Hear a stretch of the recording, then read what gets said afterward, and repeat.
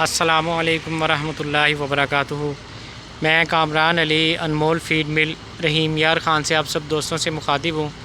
ये गाड़ी माशाल्लाह से जी वज़ीराबाद शहर जाने के लिए लोड होकर तैयार खड़ी हुई है। वज़ीराबाद में हमारे मुअज़्ज़ज़ कस्टमर जनाब अयाज़ साहब, उनका माशाल्लाह से ये गाड़ी पे माल जा रहा है। हमारे यहाँ इधर फ़ीड मिल में अल्हम्दुलिल्लाह से जी 8 इक़साम की फ़ीड तैयार की जाती है।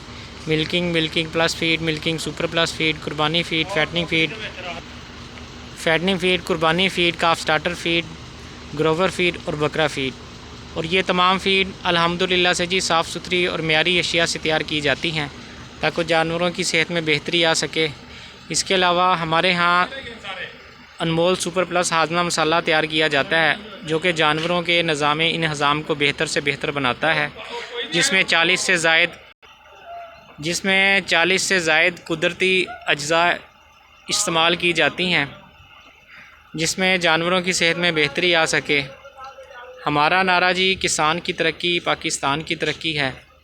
दुआ करता हूँ अल्लाह पाक सब दोस्तों के कारोबार में मालो जान में खैर बरकत अता फ़रमाए। अल्लाह हाफिज़।